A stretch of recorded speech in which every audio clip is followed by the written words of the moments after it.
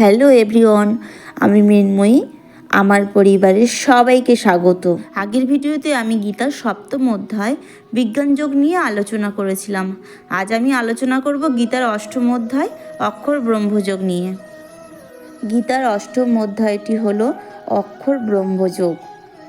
এই অধ্যায়ে শ্রীকৃষ্ণ অর্জুনকে ব্রহ্ম, কর্ম, আত্মা এবং মৃত্যুর পর জীবের গতি নিয়ে জ্ঞান প্রদান করেন। আজ আমি সেই সম্পর্কেই তোমাদের সাথে আলোচনা করব। এই ব্যস্ততার জীবনে আমরা বেশিরভাগ মানুষই গীতা কিংবা বিভিন্ন ধর্মগ্রন্থ পড়ে উঠতে সময় পাই না। এটা আমার ক্ষুদ্র প্রচেষ্টা বলতে পারো। সকালে উঠে যখনই তোমরা সবাই মোবাইল হাতে নাও, তখন তোমাদের জীবনটা কিংবা দিনটা শ্রীকৃষ্ণের মুখনিসৃত বাণী দিয়েই শুরু হোক। এটা আমার ক্ষুদ্র প্রচেষ্টা। তোমাদের কাছে একটাই অনুরোধ যে তোমরা এই সময়টুকু আমাকে দিও, যাতে আমি তোমাদেরকে ভালোভাবে গীতা শ্লোকগুলো শোনাতে পারি। অনেক কথাই তো বললাম, চলো এবার শ্রীকৃষ্ণের কথা শুনি। শ্রীকৃষ্ণ বলেন, যেই ব্যক্তি মৃত্যুর সময় যে ভাবনায় ডুবে থাকে, সে ব্যক্তি তার পরবর্তী জন্মে সেই অনুযায়ী জীবন লাভ করে। তাই মৃত্যুর সময় যদি কেউ শ্রীকৃষ্ণের স্মরণ করে, তবে সে মোক্ষ লাভ করবে।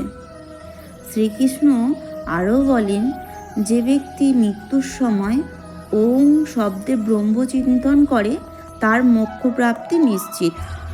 সত্যি আমরা কত কিছুই না জানতাম না বলো, যে মৃত্যুর আগে তার কানের সামনে কেন ধর্মগ্রন্থ পড়া হয়।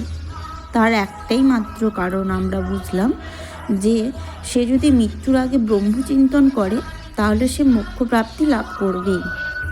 আমাদের বেশিরভাগ মানুষদের মনের মধ্যে একটা জিনিস বাসা বেঁধে আছে, জানো তো, সেটা কি? অহংকার। সেটা হচ্ছে আমাদের রূপেরও হতে পারে কিংবা অর্থেরও।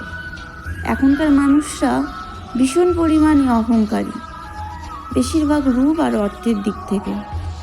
কথায় আছে কি জানো তো, অহংকারী পতনের মূল কারণ।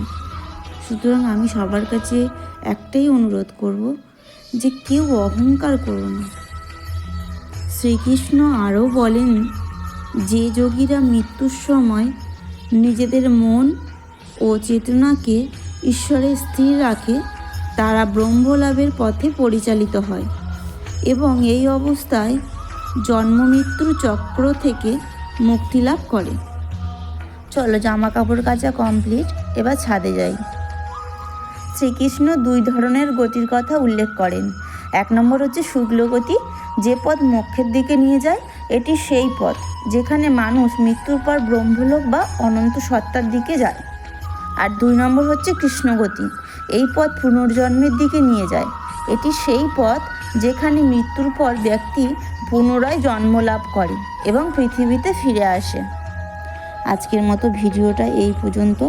ভালো লাগলে অবশ্যই একটা লাইক কমেন্ট করে দিও। তত সময় সুস্থ থেকো, ভালো থেকো, সাবধানে থেকো। আমি আসছি আবার একটি নতুন অধ্যায় নিয়ে।